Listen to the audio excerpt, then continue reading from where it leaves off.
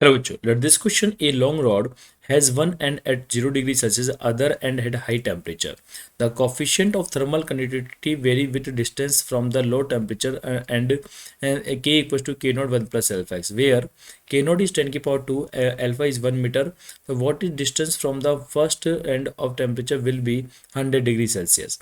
The area of cross section is 1 centimeter square and the heat conduction is 1 watt. बताइए देखा हमें इस question में क्या बोला है कि एक लॉन्ग रॉड बताई गई है बेटा, एक लॉन्ग सॉलिड रॉड है बेटा आपके पास यहाँ पे, और जिसका एक एंड पर बेटा, जिसके एक एंड पर यहाँ पे हमें बताया जा रहा है कि इसका एक एंड जो है बेटा यहाँ पे 0 डिग्री सेल्सियस पर है, एक एंड तो आपका 0 डिग्री सेल्सियस पर है। और आपसे पूछा गया कि वो डिस्टेंस क्या होगी, वो डिस्टेंस क्या होगी जो दूसरे एंड जहाँ पे आपको जो टेम्परेचर है 100 डिग्री सेल्सियस मिलेगा। At what distance from the lower temperature से वो डिस्टेंस क्या होगी जहाँ पे आपको टेम्परेचर कितना होने वाला है, at what distance from the first end temperature will be 100 degree Celsius क्या होगा। और इस रोड का जो एरिया है वो यहाँ पे हमें 1 सेंटीमीटर स्क्वायर दिया है। 1 सेंटीमीटर स्क्वायर का मतलब होता है 10 की पावर माइनस का 4 मीटर स्क्वायर दे रखा है। थर्मल कंडक्टिविटी जो है इसकी चेंज हो रही है के इक्वल टू के नोट 1 प्लस एल्फा एक्स के अकॉर्डिंग यहाँ पे थर्मल कंडक्टिविटी चेंज होती है। और जहाँ पे के नोट जो है बेटा इनिशियल थर्मल कंडक्टिविटी है 0 डिग्री सेल्सियस, के नोट का बेटा वैल्यू जो यहाँ पे हमको दे रखा है 10 की पावर 2 दे रखा है। एल्फा जो यहाँ पे कांस्टेंट है बेटा जिसका वैल्यू 1 मीटर इनवर्स है, वो 1 मीटर इनवर्स हमें दिया हुआ है। तो हमें यहाँ पे इसका वैल्यू पूछा गया है कि एक्स का वैल्यू क्या होगा। और जो हीट कंडक्शन फ्लो रेट है, इसमें जो हीट कंडक्शन फ्लो रेट हमें दे रखा है, हीट फ्लो रेट दे रखा है वो यहाँ पे 1 वॉट है बेटा। और हीट फ्लो रेट होता है change in temperature divide by thermal resistance होता है, और चेंज इन टेम्परेचर यहाँ पे 100 के बराबर है और ये थर्मल रेजिस्टेंस हो गया। तो फाइनली हम कह सकते हैं कि जो थर्मल रेजिस्टेंस है यहाँ पे वो किसके बराबर है, 100 के बराबर है। और थर्मल रेजिस्टेंस अगर हमें लिखना है तो हम क्या देख रहे हैं, थर्मल कंडक्टिविटी चेंज हो रही है। और जब थर्मल कंडक्टिविटी चेंज होती है तो आप थर्मल रेजिस्टेंस को डायरेक्ट एल अपॉन के ए नहीं लिख सकते, वहाँ पे क्या करना होगा, फिर आपको इंट्रीगेशंस करना होगा। मतलब इस कंडक्टिंग जो रॉड है आपके पास यहाँ पे, जिसका एक एंड कहाँ पर है बेटा 0 डिग्री सेल्सियस पर है, और दूसरा एंड जो 100 डिग्री सेल्सियस पे होगा वो आपको पता लगाना है कि 100 डिग्री सेल्सियस पे कहाँ पे होगा। तो फाइनली आपको इसमें क्या करना पड़ेगा, इसमें फाइनली आपको यहाँ पे एक्स डिस्टेंस पे जा करके, एक्स डिस्टेंस पे जाके आपको एक लेंथ अज्यूम करनी पड़ेगी सॉलिड रॉड के अंदर। तो आपने एक छोटा सा एक एलिमेंट ले लिया, ये एक छोटा सा एलिमेंट ले लिया, और जिसकी लेंथ यहाँ पे कितनी है डी एक्स है बेटा। इस छोटे से एलिमेंट का अगर आप रेजिस्टेंस लिखते हैं तो इस छोटे से एलिमेंट का रेजिस्टेंस मान लीजिए कितना हो गया, डी आर हो जाता है बेटा।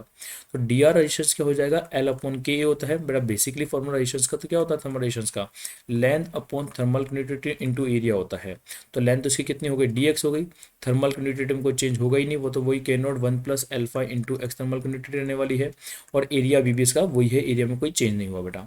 तो अगर टोटल थर्मल रेजिस्टेंस के लिए क्या करना पड़ेगा, इसका इंटीग्रेशन करना पड़ेगा।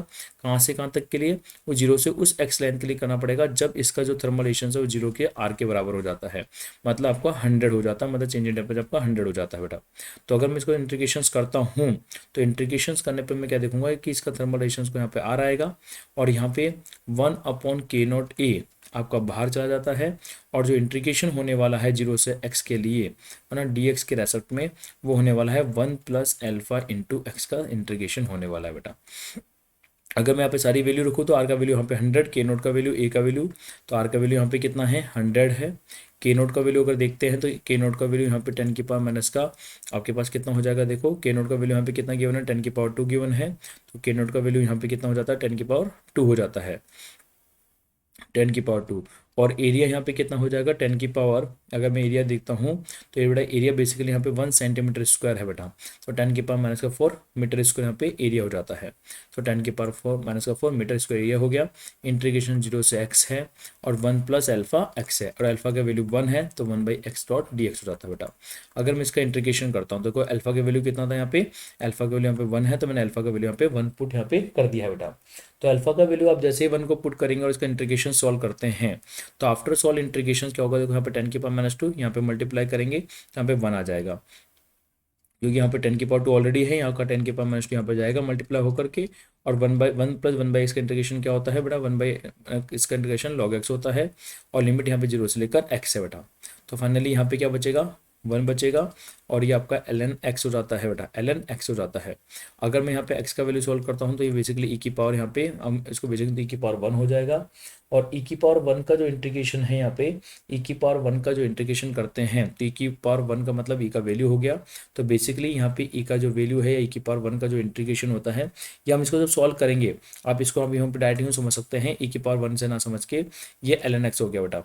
अब one equal to L N X को हम जो सॉल्व करेंगे यहाँ पे, तो एक्स का वैल्यू यहाँ पे सॉल्व होने के बाद लगभग लगभग 1.7 मीटर हमें प्राप्त होगा बेटा। तो आपका आंसर क्या हो गया, 1.7 मीटर हो जाता है बेटा। तो 1.7 इसका आपका आंसर हो जाएगा, मतलब बी ऑप्शन एकदम इसमें करेक्ट हो जाता है। ओके बेटा, थैंक यू।